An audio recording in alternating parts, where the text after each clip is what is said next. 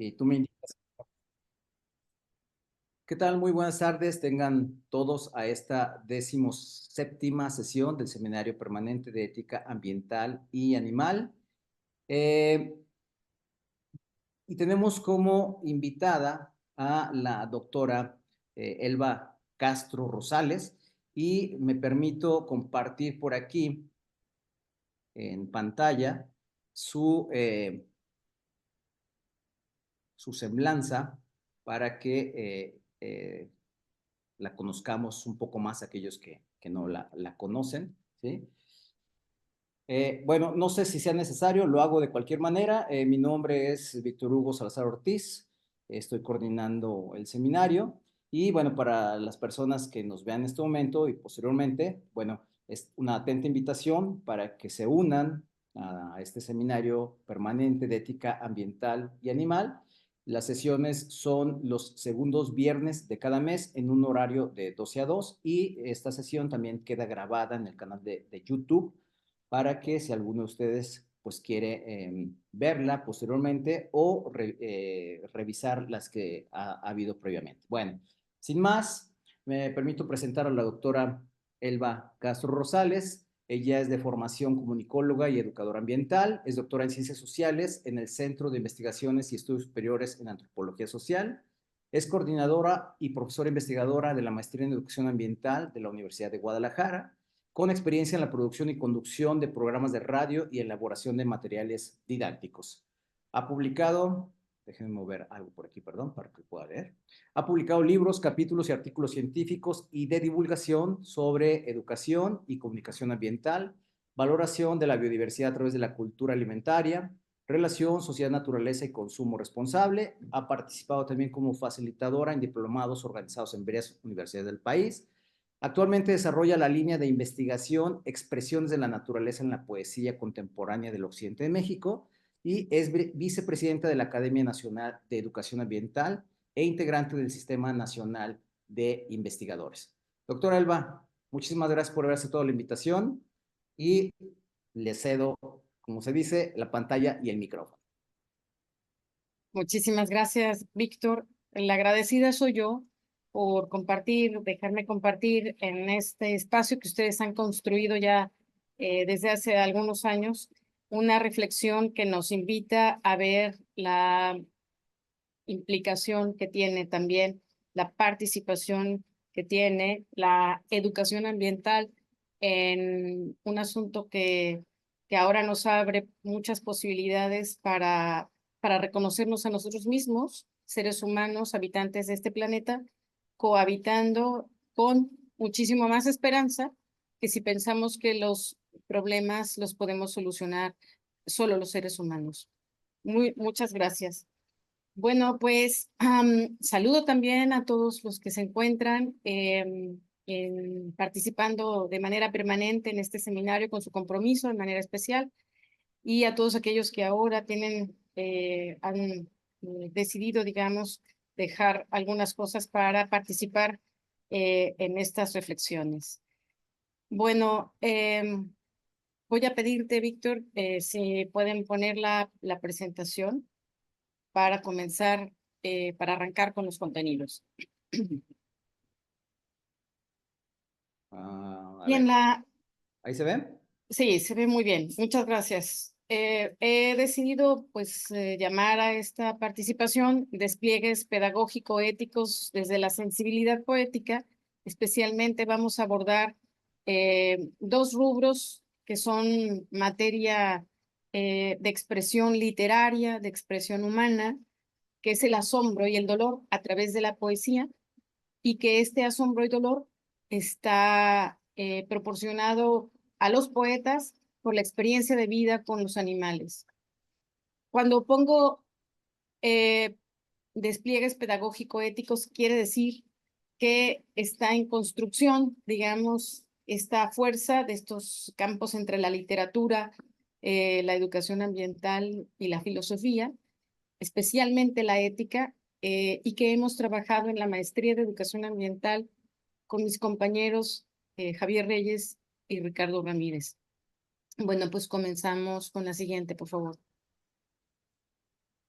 Voy a desplegar estos contenidos. Primero hablaré de las conexiones íntimas, frescas, emocionantes, potentes entre la educación, la anterior, por favor, entre la educación ambiental, la poesía y la ética como rama de la filosofía. Estas tres campos están muy relacionados, interactuando en los proyectos en los que hemos trabajado y ahora mismo, bueno, pues son materia para compartir.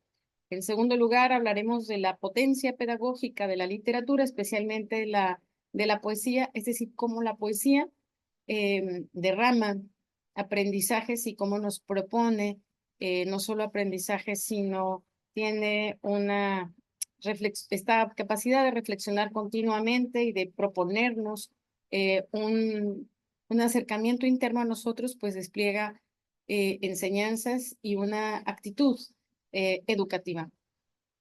En tercer lugar, hablaremos sobre las posibilidades de la ecocrítica en particular, es decir, de esta corriente literaria que busca que las expresiones sobre la naturaleza, sobre la preocupación de la tierra, la preocupación de la degradación ambiental, en este caso de los animales, nos ayuden a construir y a ensanchar la ética y la pedagogía que tiene que ver con los animales. En cuarto lugar, hablaré sobre las posibilidades poéticas, es decir, veríamos ejemplos de la poesía caminando en estos caminos educativos. Siguiente, por favor. Hablemos entonces de las conexiones.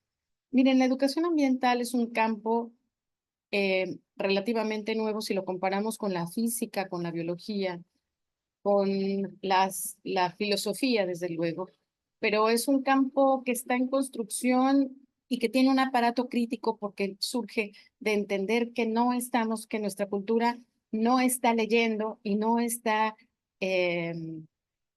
preparándose, digamos, para cambiar de piel cultural, para pasar de una cultura de la degradación ambiental, una cultura de la degradación humana, a una de la esperanza.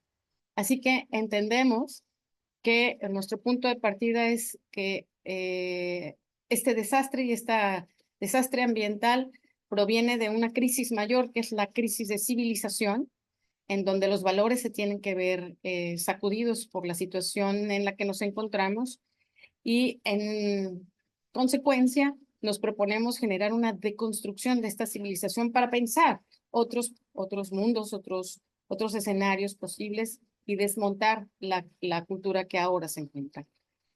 Desde luego que estamos ciertos de que especialmente en esta época de tecnocultura, pues hay una crítica a la banalidad y a la sensibilería, es decir, al poco crecimiento espiritual, poco crecimiento emocional que nos deja esta tecnocultura, ya que hemos perdido o hemos tenido pocos cimientos de crecimiento en nuestra propia formación en la escuela y demás con relación a los contenidos humanos, contenidos cívicos, contenidos que nos forman como personas y bueno, nos encontramos en este momento carentes de ello.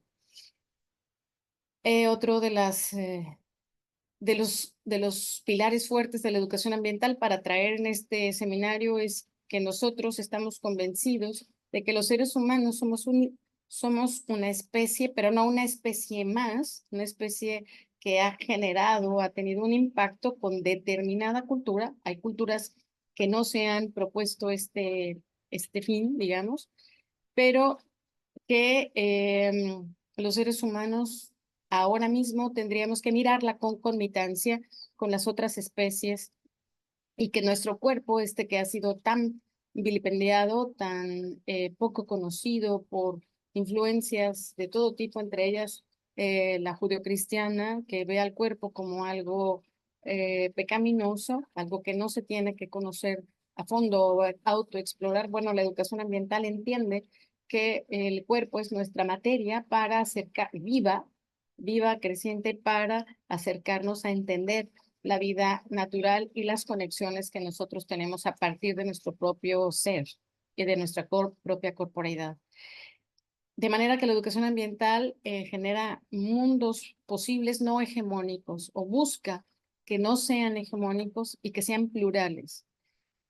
Por lo tanto, la complejidad, es decir, el intento por armar un tejido de saberes y de conocimientos a partir de distintas disciplinas dialogantes, pero también los saberes no disciplinares como la espiritualidad, la estética, forman parte de los núcleos de la educación ambiental que ahora en este seminario son importantes traer en cuenta.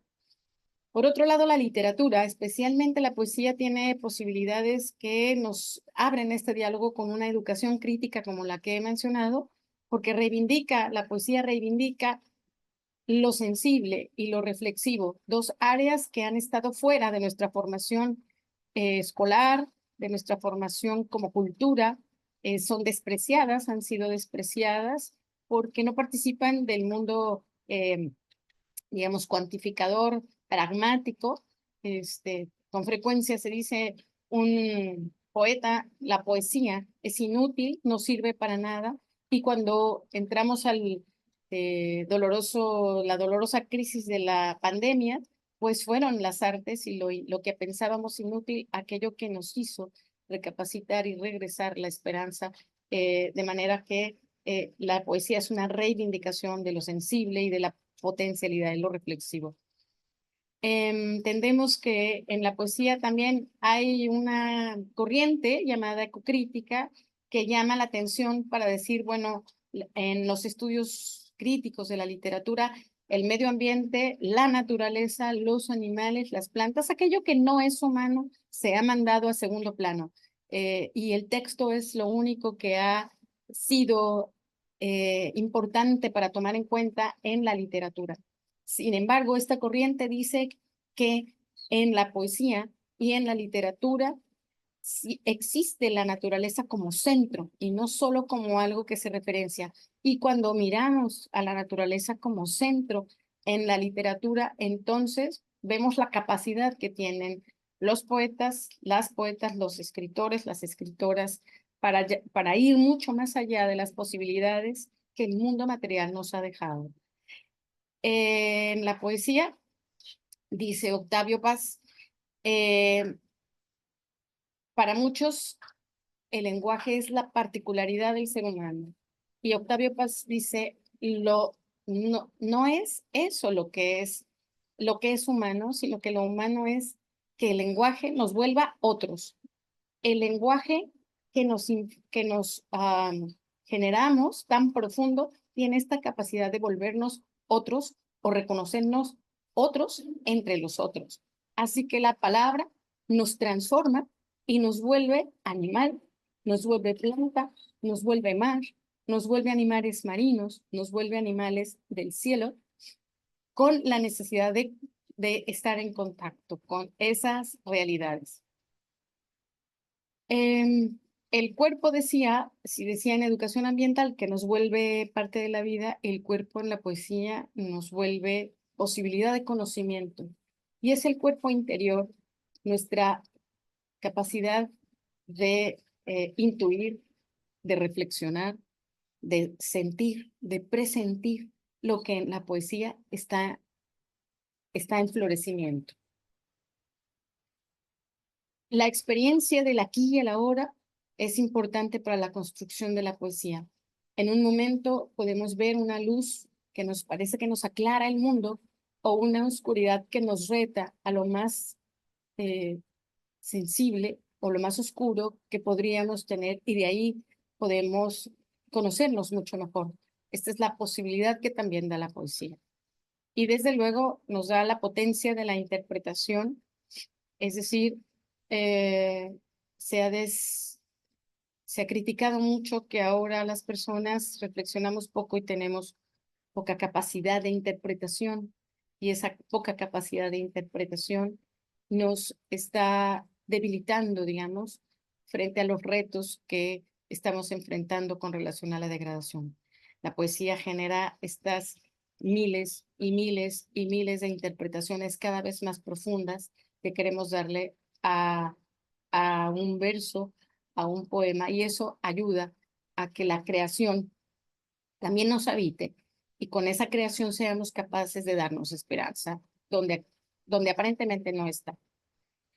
Y finalmente, se ve allí, pido una disculpa, se ve traslapado, pero dice ahí el poeta como subespecie del Homo sapiens, como unidad y como ubicación. Bueno, pues es el poeta, intentaríamos reconocerlo como en la ecocrítica, como esta persona que ha estado en la resistencia, en la periferia de la cultura pragmática y nos está diciendo o está denunciando aquello que la cultura está dejando fuera y que es sumamente importante para construirnos como sociedad. Entonces, la literatura ha abordado la naturaleza así. La corriente literaria ha reconocido que hay una necesidad de volver a ver los núcleos de la naturaleza y aquí veremos cómo la poesía funciona con los núcleos de los animales puestos en las palabras de los poetas, con toda esta potencia. Y finalmente, estos dos campos, tanto la literatura como la educación ambiental, tienen un núcleo, comparten un núcleo filosófico. No hay educación sin planteamientos filosóficos. No hay poesía que no llegue a nuestras reflexiones existenciales, éticas y epistémicas. Por eso tiene también una nuez filosófica. Vamos nosotros ahora a tratar de ver cómo estos dos campos se encuentran, la poesía y la educación ambiental, se encuentran en la ética filosófica, ¿no? Entonces, para empezar, comparten ambos la crítica al paradigma racional y a la inteligencia como algo que es uno, único, que solamente de pronto una especie tiene, y la ubicación física en el cerebro y que es antropocéntrica. Esa es una crítica que comparten estas dos. La otra es que hay ambas y la propia filosofía se está nutriendo de una vanguardia científica en donde estamos descubriendo que los animales, las plantas también, y ahora que es nuestro campo, los animales, pues también tienen una capacidad sensorial, una inteligencia corporal, una inteligencia para tomar decisiones, una inteligencia grupal, una inteligencia emocional, una inteligencia individual para tomar decisiones que ahora mismo nos desafían. Así que esta vanguardia alimenta las reflexiones existenciales y las reflexiones éticas. La transdisciplina, evidentemente, es un enfoque que no se agota para obtener conocimiento solo en las ciencias, sino además, como decía, en otros campos como la estética y la espiritualidad, que son retomadas en ambas y que nos ensanchan también las reflexiones éticas. Y bueno, la conciencia ética del otro, la otredad, cuando uno ve la reflexión, encuentra las reflexiones sobre el otro en los animales, es clarísima la potencia que estos tienen para interpelar al ser humano sobre, sobre nosotros. ¿Quiénes somos? Por lo tanto, ¿cómo somos con los que llamamos otros y que nos estamos encajados en una urdimbre natural? Y obviamente este reconocimiento implica ensanchar la conciencia ética del otro. Y finalmente, algo que comparten es esta construcción de algo que se ha llamado cosiliencia, es decir, la capacidad de reponernos de un impacto, pero entre las especies, buscando el equilibrio, los lazos, más que la separación, los lazos entre las especies animales, plantas, etcétera. También se ha llamado el nuevo consorcio humano-tierra y también se está llamando la Gran Asamblea Democrática, es decir, no solo los seres humanos son los que importan, sino todos los seres del planeta. Ya habremos de salir de esta crisis, todos los seres del planeta. y también se ha llamado comunidad de vida. Bien, a ese núcleo filosófico nos vamos a referir. Adelante. Hablemos entonces de la potencia pedagógica que tiene la literatura, especialmente con los animales. Adelante. En los estudios que hemos realizado en la Universidad de Guadalajara, especialmente en uno que terminamos en el año 2020, habiendo leído 3,000 poemas de la zona occidente de México, donde se encuentra Aguascalientes, Michoacán, Colima y Jalisco, habiendo leído a estos poetas, nos damos cuenta que la sensibilidad poética, es decir, lo que llama la atención a los poetas es acudir a los animales como núcleo indispensable de la alteridad humana. No hay manera de que un animal no nos hable a nosotros mismos y a nuestra relación entre ellos y nosotros mirándolo. El poeta ve a los animales sí o sí como una alteridad, como un semejante que le dice cosas a sí mismo, a él mismo como ser humano, de su forma de vida, de su relación con el mundo, de sus problemas más íntimos, más existenciales, y esto es motivo de una expresión poética. El animal ayuda a que el poeta introyecte las cualidades del animal, las entienda y por lo tanto es un ávido lector científico de los animales, conoce sus características, su forma de vivir y eso le permite todavía más ensanchar este conocimiento de sí mismo. También encontramos que los animales en esta poesía del occidente son compañía, es decir, son alguien que están cercanos, con los que se entiende la vida, se discurre la vida, hasta se platica de la vida, y sin ellos ese relato no está completo. Son vigor, dan fuerza, inyectan esperanza, inyectan maneras de enfrentar las adversidades. Son símbolos ejemplares para vivir. Incluso hay un poema de un alacrán. Cuando alguien es picado por un alacrán, esta persona entiende que ese veneno es el que también le está ayudando a ser fuerte y a esa fortaleza, como la siente, le ayuda a pensar que el animal está habitando en él, que ese espíritu está habitando en él. Son espíritus los animales, lejos de ser una referencia solo para el trabajo duro o solo para dominarlos o para explotarlos. Los animales son comunicación de espíritu, es decir, tienen una personalidad cuyo espíritu, cuya característica ayuda a que el ser humano entienda que hay muchas más posibilidades de estados internos y es fuerza. Los y las poetas que hemos estudiado refieren a que la función, refieren a la función o descubren la función que tienen los animales y esto significa no una función digamos, dominante con relación al ser humano. Y aquí cabe señalar una respuesta que ha tenido la biología, que comparto también con el doctor Ricardo Ramírez Maciel, y es que si dejamos de hablar de los animales como cadenas tróficas, porque las cadenas si se rompe un eslabón se juntan, si dejamos de llamarlos de referirlos como en una pirámide que normalmente refiere la biología, y en vez de eso los referimos como redes, entonces entendemos que tienen una función en el entramado vivo, que son imprescindibles y que individualmente son sumamente importantes. Así que a eso nos referimos con función.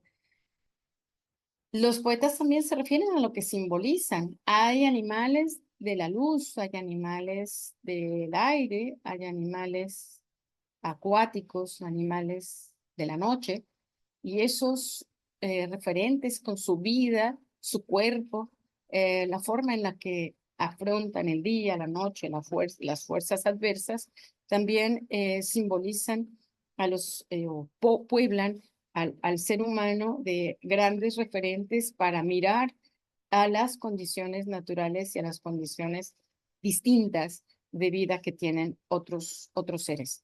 Refieren a sus virtudes, a sus defectos y desde luego a sus mitos. Para las y los poetas, los animales representan entonces cualidades que parecían que son de los seres humanos, pero que también se encuentran en los animales, atraídas por la observación del poeta.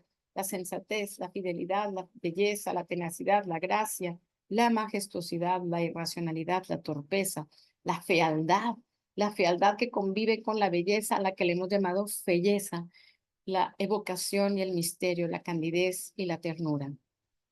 Con frecuencia son las aves las que encontramos nosotros en este estudio, las que llenan de mayor símbolo a los poetas. Los poetas están fascinados mirando a un ave por muchas razones, desde luego, entre otras ellas, porque viven en un mundo en el que nosotros, en algún sentido, históricamente hemos anhelado: el aire, la libertad. Y también se refieren a otra referencia mayor que se encuentra en la poesía del occidente, son los peces o la vida marina, también por representar un medio en el que el ser humano encuentra fascinante una vida distinta y que se refiere, por supuesto, a la profundidad, a la transparencia, a la claridad, digamos, y por supuesto se encuentran los animales ah, más pequeños, los insectos, que también forman parte de su universo, que los poetas retoman para hablar de un mundo todavía más sorprendente, hablando de la tierra. Y por supuesto el arraigo. ¿Quién no se siente en su casa cuando escucha un grillo en la noche? ¿No? Representan pues entonces el tejido del paisaje. Si vemos un puma, es porque estamos en América, en esta zona en donde habita el puma, en donde camina más de 24 kilómetros y donde es necesario que él esté, digamos, compartiendo, no solo en ese territorio, sino generando estas redes de las que estamos hablando. Si vemos un animal de muchísimo menos bandera ambiental, bandera ecológica, de menor, supuestamente menor importancia, como una zarigüeya, sabemos en qué bosques nos encontramos, así que representan el tejido del paisaje, leemos a través de ellos en dónde estamos y tenemos una identidad. La siguiente, por favor. ¿Cuáles son las posibilidades literarias para construir la otredad animal? La siguiente. La poesía en general, la literatura, los bestiarios en los que en algún momento también hemos investigado y hemos analizado, nos indican que la narración misma, la forma en la que se expresa una poesía o una prosa con relación a los animales, es por sí misma pedagógica, nos enseña que estamos conectados, no hay ninguna historia que nos desconecte de ellos, al contrario, todas las historias, todos los poemas que hablan de los animales nos proponen una conexión íntima, posible y muchas veces desconocida para nosotros. Las figuras literarias, la metáfora, la analogía, el hipérbaton, la adliteración, también son figuras que nos muestran la capacidad la capacidad de la subjetividad, de comprender al otro, comprendernos a nosotros mismos en este juego de yo soy el otro y de la posibilidad de la reflexión ética que nos posiciona en valores que no estamos construyendo del todo ni tan de manera importante. Y también tenemos una enseñanza epistémica. El mundo es mucho más habitan muchos más conocimientos que el que nosotros estamos pensando o en las ciencias o en la espiritualidad. Hay muchas más propuestas de conocimiento en el uso de estas figuras literarias. Para un poeta como jalisciense como Raúl Bañuelos, la poesía, dice él, los invito a que lo experimenten. La poesía es conocimiento que va haciéndose, que va construyéndose conforme vamos leyendo un poema, vamos internalizando una lectura. Es conocimiento que se va haciendo en ese momento por nosotros como lectores o como nosotros como autores. La la interpretación que surge a partir de un texto literario es es didáctica de la incompletud. A través de ese discurso entendemos que que no todo está dado y no las certezas no son las que nos mueven, sino los discursos que quedan abiertos a siempre estar construyendo sobre eso. Así que los animales también son un núcleo que nos dan para entender que el mundo puede construirse mucho más allá de lo que estoy pensando. El discurso no se cierra. La diferencia y el encuentro que también genera la lectura siempre, como he dicho, cuando en la literatura se habla de los animales, poesía o prosa, siempre hay una propuesta del autor sobre la diferencia de nosotros mismos, entre nosotros mismos, pero también del encuentro, el encuentro con los animales, con nosotros mismos, con sus emociones, con nuestras emociones, con su mundo, con mi mundo. Así que esto que aparentemente es algo que se aleja, es, es entender la diferencia y el encuentro, de manera que entendemos en la literatura y en la propuesta de la poesía que pueden convivir estas contradicciones entre lo diferente, entre lo dual. Y obviamente se proponen nuevos lenguajes de la mente, que son posibilidades. Fíjense qué interesante.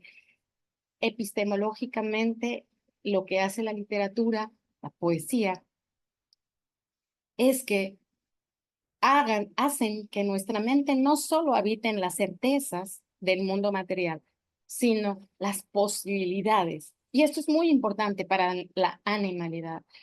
En las certezas, por ejemplo, de las ciencias de la biología u otras que han sido las que han descrito a los animales, frecuentemente nos dicen, es que ellos no tienen el mismo umbral de dolor que nosotros. Y esa es una certeza. Y la poesía y la literatura dice, ¿y si sí? ¿Y si sí tienen estos mismos umbrales? ¿Y si sí es posible que también construyan una forma de existir como la que yo estoy viviendo, aunque diferente? Esa es, digamos, una de las propuestas de la ecocrítica, hablar menos de certezas y más de las posibilidades, más de los enlaces que de las causas. Si yo hago esto con este animal, ¿qué le provoco? La ecocrítica dice, hablemos más de cómo me enlaza eso que yo le estoy provocando a ese animal. Los valores. La literatura, claro, ofrece también valores, a aprender a crear otros mundos posibles y a defenderlos. La ecocrítica nos invita a la radicalidad porque dice ya no hay tiempo para pensarse las cosas, sino para ser radicales. Y entre pensarse las cosas y ser radicales, lo que no puede estar ausente es la ética.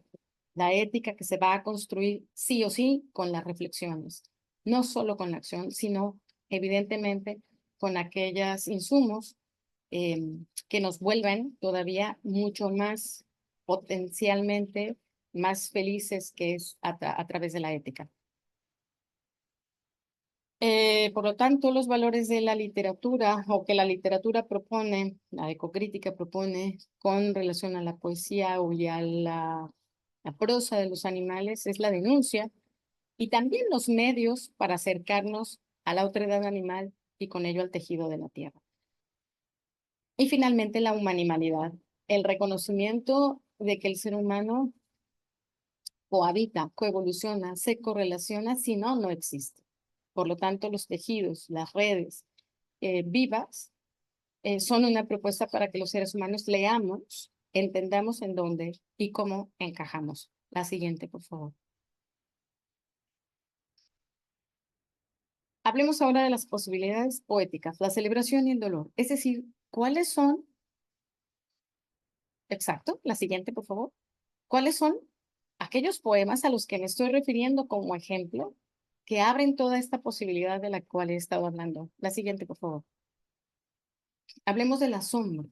El asombro es una materia potente emotiva para el poeta y para el autor. Celebra la vida con el asombro. Al asombrarnos especialmente de un animal, de la vida del animal, del cuerpo del animal, de las posibilidades del animal, lo que experimenta el poeta es celebración, es gozo de la belleza, una belleza que se amplía, una belleza que no responde a los patrones preestablecidos, sino que se amplía el concepto de belleza, el color, la forma, la textura, el movimiento, y, em, y lo hace en un hecho que percibe o se le revela en los animales. Luego entonces su poema invita a la contemplación, y la contemplación es un acto cognitivo, un acto entero, un acto íntegro de celebración. Estamos conmovidos sin palabras frente a un hecho que celebramos nosotros mismos y gozamos. En la celebración, en los poemas de celebración, la naturaleza se refiere como poderosa y frágil al mismo tiempo, y eso significa que entendamos o nos propone límites, límites de nuestra acción frente a ese prodigio que también es frágil. Y el poeta también invita a repensar la manera en que miramos a la naturaleza y a crear nuevas formas de nombrarla. La ballena, que está feliz, que acaba de parir y que ayuda a su cría a saber respirar, eso que no tiene palabras de pronto humanas para decirlo, pero ¿qué significa o cómo significamos en una expresión este mundo mucho más diverso que lo humano? El poeta recurre a la comprensión de procesos o fenómenos o descripciones que surgen de la ciencia, ahí se revelan, y que se experimenta, y donde se experimentan emociones de reconciliación y asombro ante la vida. La ciencia no está peleada con la literatura, por lo contrario, la profundidad de la ciencia ayuda a sorprendernos y a maravillarnos y a gozar de lo que aparentemente está separado, que es sensibilidad, reflexión y conocimiento, digamos, científicos o conocimiento con datos. La siguiente, por favor. Estos son algunos poemas que propongo leer en este sentido. Vamos a leer primero el de Mario Marín, de Jalisco, en el libro Animalario, que se encuentra también en internet, que ustedes pueden bajar. Santo Animalero se llama, que está editado por la Universidad de Guadalajara. Y dice: venado, gesto y ojos de seda y óleo, testa que enraiza en el viento. El poeta está asombrado de la forma tan bella de este animal, pero en un segundo plano también nos está hablando que tiene gestos, que tiene expresiones cuando nos mira, que es un animal que huye, que es un animal que nos presenta los ojos con una capacidad muy particular sabemos que el venado tiene una habilidad muy particular en la vista para ver movimientos, y los movimientos los capta mucho más que las formas, sino los movimientos. Por lo tanto, cuando dice testa que enraiza en el viento, sí nos alude, por supuesto, a hacer una comparación con la similitud a unas raíces en su cornamenta, pero ¿qué tal cuando lo vemos correr correr tan ágilmente que parece que se monta en el propio viento, que el viento está que él jala hacia arriba a enraizarse en el viento. Eso es lo que nos propone esta maravilla, esta asombro nos expone Mario Martín. El siguiente poema es de Raúl Bañuelos, y Raúl Bañuelos tiene una obra completa, El colibrí. Es un hombre que vive extasiado, reelaborando reflexiones sobre el colibrí. Y nos presenta este poema.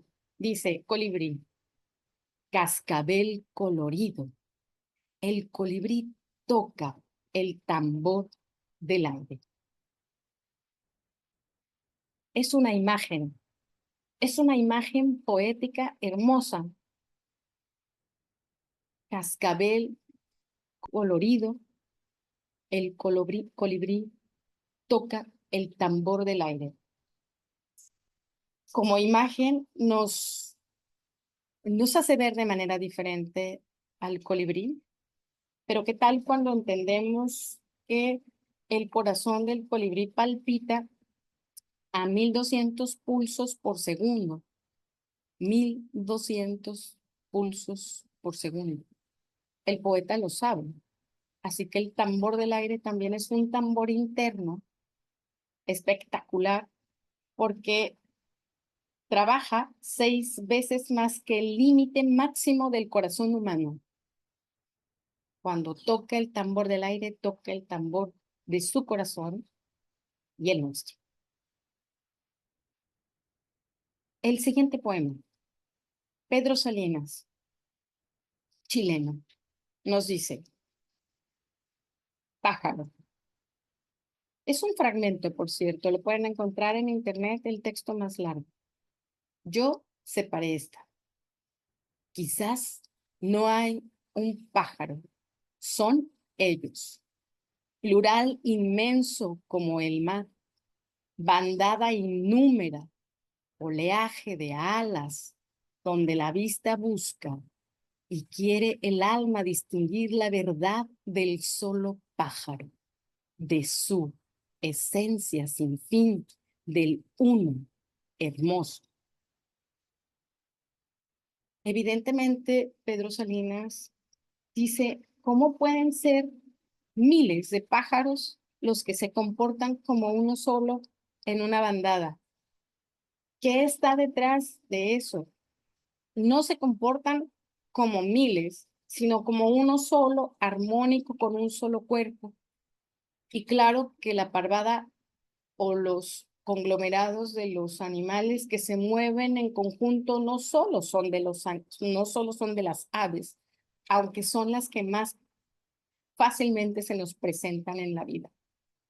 Para el ornicólogo Noah Stricker, que nos dice que las bandadas de los animales, que las parvadas de las aves se cuentan de manera normal en miles, también se encuentran en millones moviéndose como uno mismo. ¿Cómo hacen para coordinarse? Y este ornitólogo ha visto esta misma pregunta en los científicos haciendo modelos matemáticos para ver cómo se mueven de manera tan coordinada y encuentran una verdad que es nuestra también en nuestro cuerpo y también nos alcanza. Resulta que las aves van viendo grupos más pequeños y se conectan con grupos de 7 que están a su alrededor. Son capaces de ver más claro, pero se organizan en grupos de 7 y van colocándose a una distancia de un ala, solo de un ala, entre uno y otro. Y solo son los 7. Y estos 7 son los que se mueven con otros 7 y otros 7. Y resulta que otros experimentos de tipo psicológico han encontrado que el 7, hay un estudio que se llama el mágico número 7, en donde experimentan con seres humanos sobre la capacidad de numerar y encontramos que podemos recordar más o menos, es 7 más menos 2, es decir, podemos recordar con toda facilidad 7 puntos o 5 puntos o 9. pero el 7 es el que está en medio. Así que este 7 también es corporal a los seres humanos. Es decir, este poema nos aproxima como bandadas, como como aves también a este comportamiento. La siguiente, por favor. Bueno, el dolor, dice en su prólogo del bestiario Juan José Arreola, el dolor del animal. El animal, ese prójimo desmerecido, ese prójimo que somos nosotros con él y que hemos desmerecido. Adelante. Los poetas del occidente de México, según encontramos en este estudio, manifiestan expresiones de quiebre o de desgarramiento de la seguridad personal, que a la vez es parte de la crisis más grande, de la crisis que nos desesperanza, y es el dolor animal el que también se refleja en nosotros. Y digamos que es potente para sugerirnos el mundo que estamos haciendo, el quiebre que estamos sintiendo, el quiebre que está sintiendo las otras especies.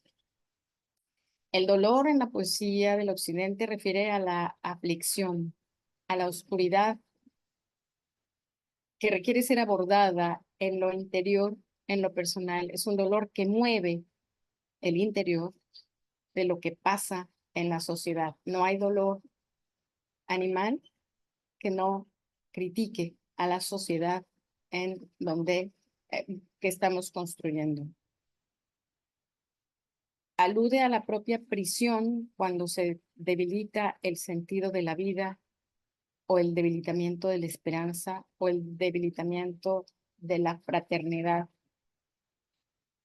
Alude a ver la oscuridad del ser humano en colectivo y desde luego en lo individual, en lo personal. El dolor animal en la poesía surge como crítica a la sociedad, a la persona, y demanda la acción solidaria, de pronto, inmediata, a remediar, para remediar también el dolor interno. La poesía que habla del dolor de los animales hace referencia a la condición de la sociedad actual, sus vacíos, sus tremendos vacíos, su tremendo vacío ético y a las contradicciones de la propia sociedad que deben ser resuelto éticamente. De manera que la poesía que trabaja con el dolor de los animales es una poesía radical, una poesía que busca construir sí o sí otros mundos, otras convivencias. La siguiente, por favor. Aquí vienen algunos ejemplos. Pablo de Roca, quien dice él, en este poema llamado Dolor Animal, ¿quién, sino los animales, canta la clara lección del olvido? Ellos sufren, sin duda, el más intenso de los dolores, como si alguien los golpeara con una estrella. El dolor es grande como pegarles con un astro desmedido, pero también es pegarles con lo más hermoso que se puede maravillar la especie humana, con la tecnología, con lo que hace presumir lo más grande que tiene, golpearlos con una estrella, golpearlos con lo que se ha reconocido más grande y mejor que puede tener la cultura.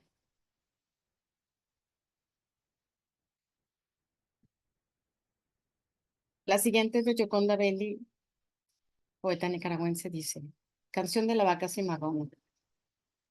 A la sombra del mundo corre la vaca cimarrona. En su vientre puebla el país y el mundo está sobre su lomo. Es decir, la vaca corre, su vida va a parar al matadero, a lo más sombrío. En su vientre puebla el país. Desde luego, los niños lactantes están en el vientre, dependen culturalmente de otra especie. Y el mundo está sobre su lomo. La vaca también es comida para soportar la demanda de un mundo cada vez más cárnico. Y la Uno en siguiente, punto. esa soy yo, perdón, estoy máquina. Ya voy a terminar. Y José Emilio Pacheco, poeta mexicano, en esta ecuación de primer grado con una sola incógnita, es un poema muy largo que yo recomiendo leer, es muy bello. Y yo solo voy a traer este fragmento. Habla obviamente de un pez que ve muriendo en un lago muy cerca de la ciudad o dentro de la ciudad.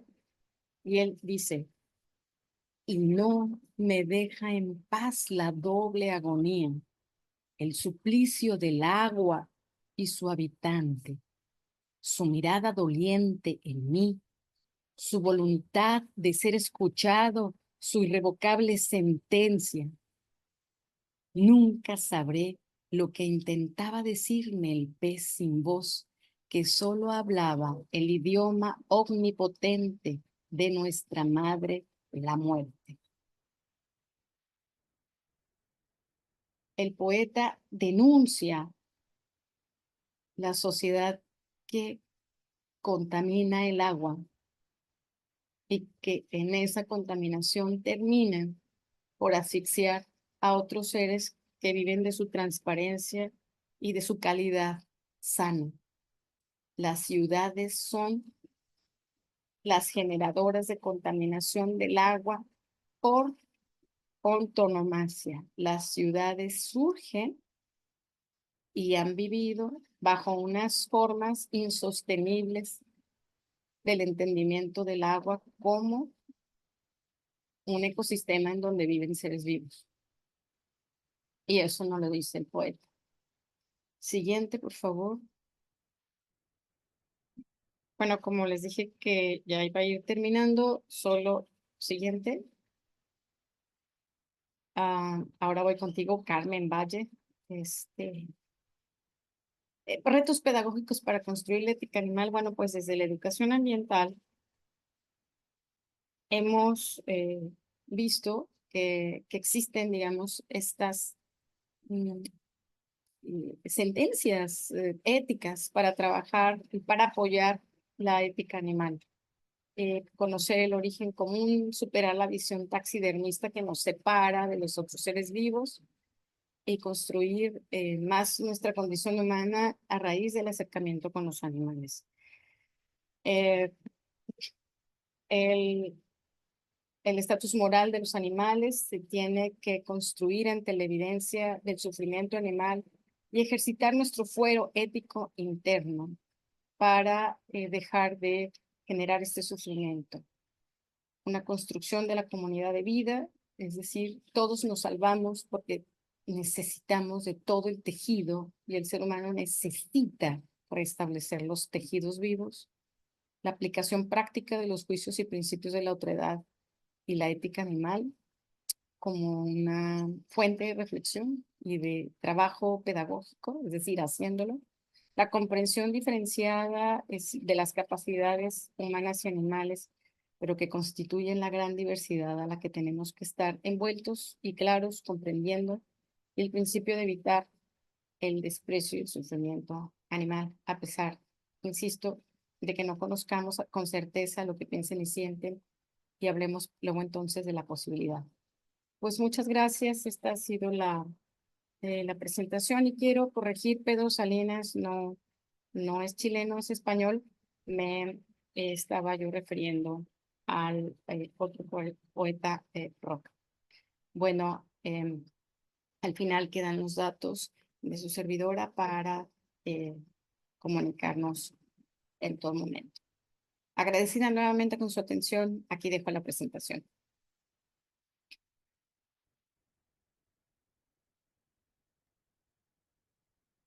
Pues muchísimas gracias, doctora. Realmente ha sido bastante emotivo escucharla.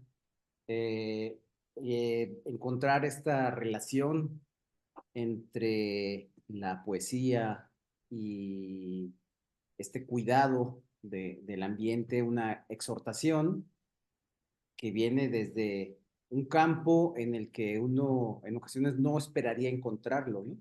Pero como bien lo dice en su libro, incluso por aquí, si me permiten, espero que no abusar, ¿no?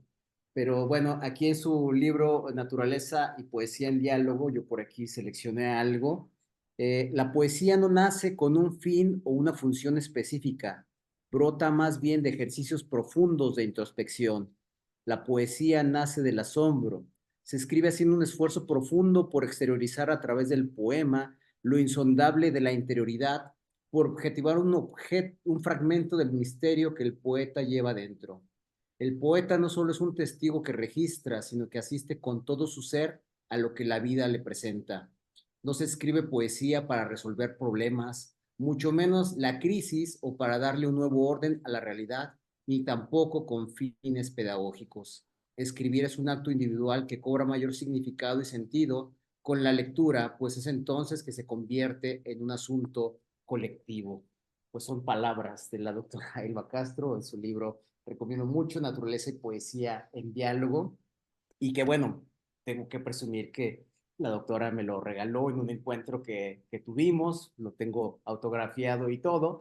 Y bueno, pues gracias por habernos compartido realmente estos sentimientos tan extraordinarios de la labor poética y sobre todo el trabajo que usted ha realizado con poetas de aquí de la región occidente, entre ellos algunos de aquí de Aguascalientes, y cómo expresan entonces estos sentimientos que el medio ambiente les evoca para bien, pero lamentablemente también para mal, ¿no? Para bien en este sentido, cuando hay una naturaleza sana, integral, pero por el contrario, cuando los seres humanos nos estamos encargando de acabar con todo esto. En fin, pues yo los invito a que conozcan la obra de la doctora Elba Castro. Es un texto que yo se lo dije en algún momento, comencé a leer y ya no pude soltar, ¿no? Y me permití por eso compartirles algún fragmento de su obra. Bueno, no sé si tenemos alguna pregunta por aquí, voy a ir al chat. Hay un comentario aquí de Carmen Valle. Dice, hay una canción de la vaca mariposa que esconde a su becerro para que no se lo quiten. Y mariposa está que no sabe qué hacer porque ella sabe la suerte de él. Mm, No sé claro. si hace algún comentario al respecto. Y bueno, aprovecho también porque pregunta, ¿dónde conseguimos el libro? El libro está editado por la Universidad de Guadalajara. Hay un servicio en línea para adquirirlo en forma digital o bien para que lo envíen de manera física. Editorial Universidad de Guadalajara. Bueno, no sé si alguien tuviera, generalmente lo que hacemos, solicitamos a las personas, no lo hice, discúlpenme, al inicio de la sesión, si tienen alguna pregunta o algo, la pueden poner en el chat. No fue el caso, entonces, con toda confianza, pueden levantar la mano y formular alguna pregunta, alguna felicitación para la doctora. Y doctor, que no se nos olvide, por ahí tiene también algo que compartirnos respecto al Congreso de De Educación educación Ambiental. ambiental. Claro que Entonces, sí. si quiere también nos puede compartir, nos puede hablar un poco de eso. Insisto, alguien que tenga algún comentario, alguna pregunta la doctora Elba Castro. Bueno, la poesía siempre deja en silencio o deja... No, no podía abrir mi micrófono, Víctor, con tu permiso. Adelante. Doctora Elba, la verdad es que ha sido una ponencia, además de conmovedora en el sentido amplio y etimológico de la palabra, muy iluminadora, porque si seguimos percibiendo o tratando de acercarnos a esta reconfiguración de la relación humano-animal desde una visión puramente racional, olvidando la parte emocional, pues va a ser muy difícil, ¿no? Muchos de los autores, recordaba yo el texto de Martha Nussbaum en Las fronteras de la justicia, ¿no? Y que nos habla de la importancia no solo de la empatía, sino de la compasión.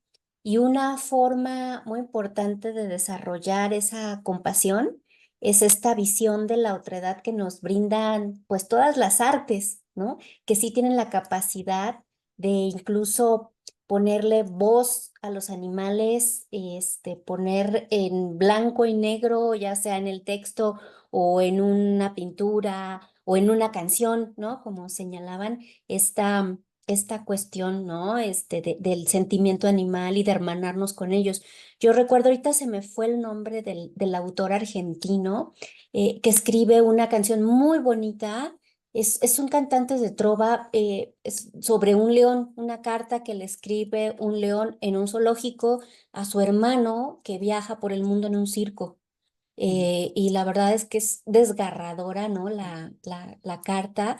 Y al final me recuerdo mucho que dice el león que está en el zoológico, que es el que está escribiendo, al que viaja por el mundo en el circo, que la única esperanza que le queda a él cuando ya es viejo y está a punto de morir es que ve que en los ojos de los niños hay mucha tristeza cuando lo miran y que se está dando cuenta del cambio de conciencia de los niños, ¿no? Entonces, de verdad, doctora, muchísimas gracias por este ejercicio tan bonito de emocionalidad que nos conduce a una reflexión muy profunda. Muchísimas gracias.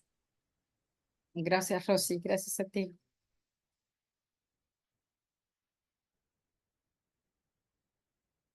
No sé si me permiten, Víctor, Sí, adelante, Lupita. Adelante, por favor. pues además de agradecer esta charla muy linda y emotiva, platicarles un poquito que el movimiento, que es la asociación donde estábamos, hemos tenido tallercitos de la naturaleza y hacemos haikus. Ah, Luego invitamos a poetas que nos apoyen para la métrica y todo eso. Salen cosas muy interesantes. No hemos sistematizado la experiencia, pero ahorita ya me dieron ganas. Muchas gracias. qué bonito ejercicio, María Guadalupe, y ojalá que sí lo puedan sistematizar, porque ahí también se descubren cosas que uno no ve de primera mano. Nos dice Sí, Natal, muchas gracias. la carta a un león, a otro león, de Juan Carlos Baglietto, músico argentino. Ya nos documentaron. Bueno, aquí como se puede dar cuenta también, doctora Elba, hay muchas felicitaciones. Natalia Ivana Perlines Luna, una exposición exquisita, infinitas gracias, saludos de Cruz del Eje, Córdoba, Argentina, ¿sí? Y bueno, creo que también ella misma fue la que nos compartió la fuente.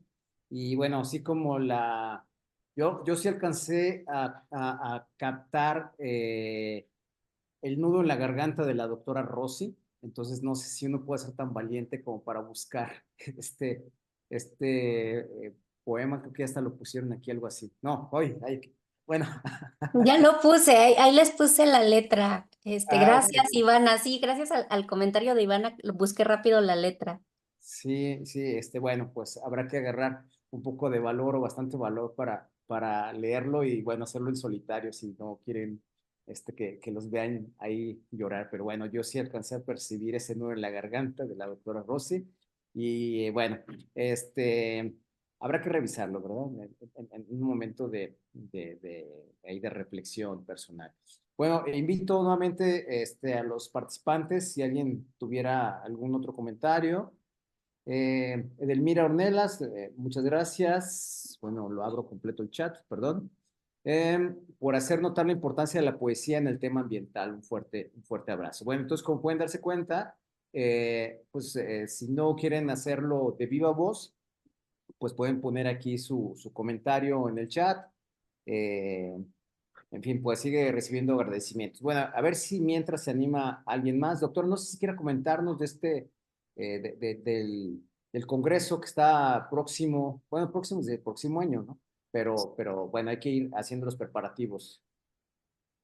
Claro que sí, Víctor. Bueno, comentar primero que también nos dice Octavio Paz que cuando algo se resiste a vivir, a verse visto, a revelarse en la realidad, es cuando llega la literatura y lo hace posible.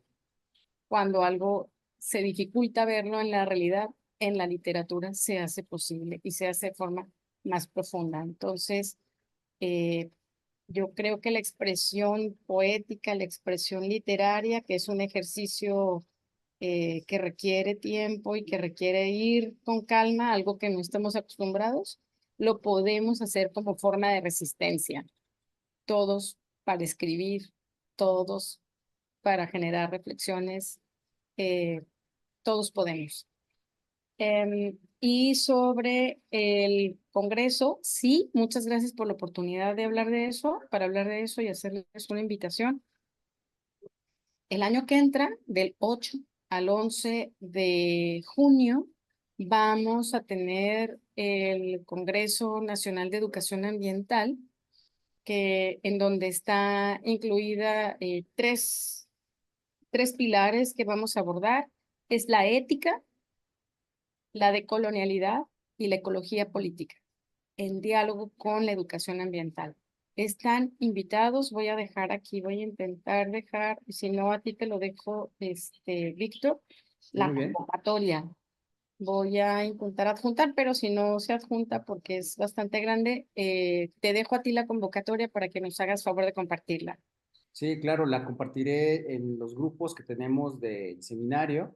Y Ajá. bueno, aprovecho también este momento para pedirles de favor a aquellas personas que se están conectando por primera vez y que quisieran seguir recibiendo información del seminario, que nos dejen su nombre y su correo en el chat para tomar nota de ello y bueno, pues seguirles haciendo la invitación. Se envía un flyer previamente y en el flyer, como muchos de ustedes pudieron darse cuenta, viene el link de conexión y también está un QR que lo pueden habilitar para conectarse.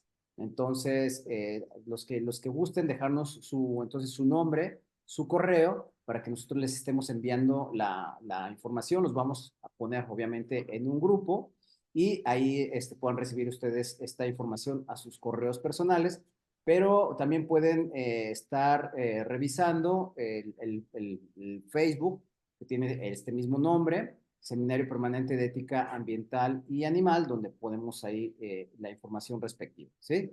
Y también comentarles para los que no todavía se habían unido a la sesión, que se graba y se comparte en un canal de YouTube que tiene también este mismo nombre del seminario.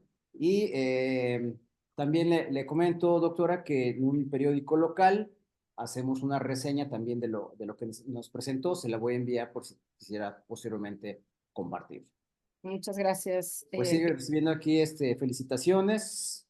Muchas gracias. Eh, y bueno, yo también, perdón, hoy estoy siendo muy abusivo del micrófono y del espacio. Les recuerdo que también tenemos una convocatoria en la revista UFIA, que es la revista del Departamento de Filosofía de la Universidad Autónoma de Aguascalientes, y va a salir un número especial precisamente sobre ética ambiental y animal. Y ya les estaremos en el Facebook del seminario, está ahí también la convocatoria. Y bueno, pues también se las estaremos haciendo llegar a sus correos si nos lo permiten. ¿Sí? Bueno, alguien que quisiera hacer algún comentario, alguna felicitación. Víctor, Adelante, Lupita. También para decir que la página de Movimiento Ambiental, además del seminario permanente de ética animal y ambiental, compartimos todas las labores que hace la asociación, entre ellas la que tú diriges de Árboles Nativos Resilientes, y también pueden ir a ese espacio. Muchas gracias. Gracias por recordarme, Lupita. Sí, casi no hablo de eso, se me olvida. Como ya les decía al inicio, este seminario tiene su origen en una iniciativa de Movimiento Ambiental de Aguascalientes y estamos trabajando en distintas áreas, en la protección, defensa del medio ambiente, mediante, bueno, aquí en Aguascalientes es una zona semiárida, donde pues hay realmente pocas especies de árboles, y curiosamente esos árboles que son los mezquites, los huizaches, los principales, son los que están derribando para construir y después ponen especies exóticas que no generan ningún beneficio y que más bien acaban con los ecosistemas.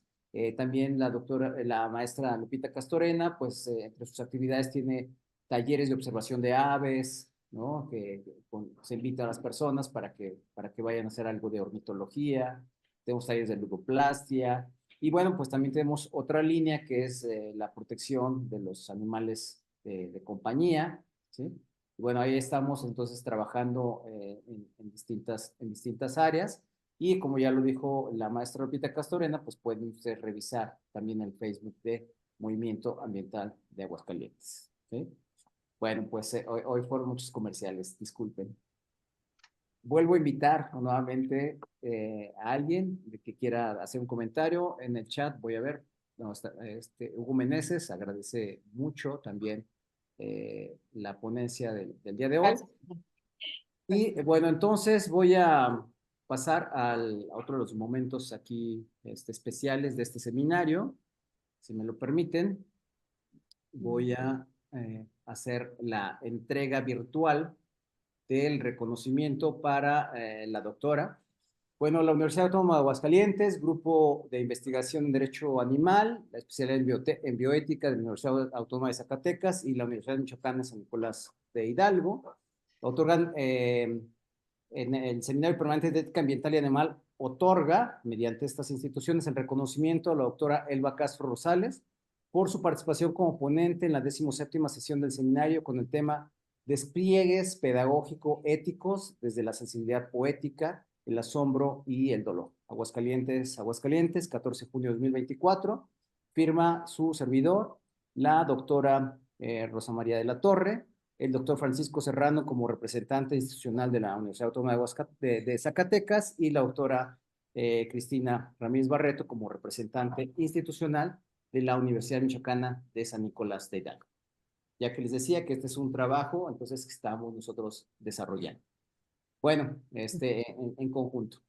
Y bueno, unas palabras de despedida, doctora Elba. Muchas gracias nuevamente, Víctor. Gracias a quienes con su trabajo diario nos hacen pensar que el mundo es más que el mundo humano.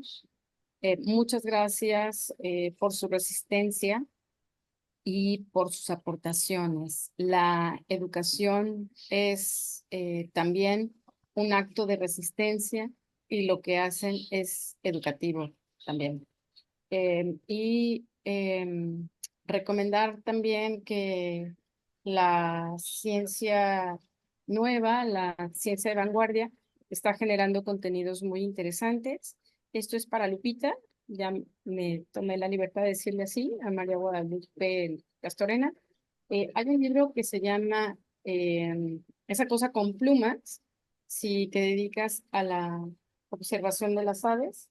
Esa cosa con plumas, la sorprendente vida de las aves y lo que nos revela sobre la condición humana. Es un libro que recomiendo, está en el Fondo de Cultura Económica. Ese y otros más que podríamos dejarte, Víctor, después enlistados para compartir. Y muchas gracias, muy agradecida. Muchas gracias. Ustedes. Claro que sí, bueno, pues muchísimas gracias. Y entonces con esto damos por concluida esta 17ª sesión del Seminario Permanente de Ética Ambiental y Animal, y los invitamos a que sean parte de este seminario en ocasiones futuras. Muchísimas gracias, doctora. Gracias a ustedes. Que Saludos a pasen todos. buena fin Muy de bien. semana. Buena tarde.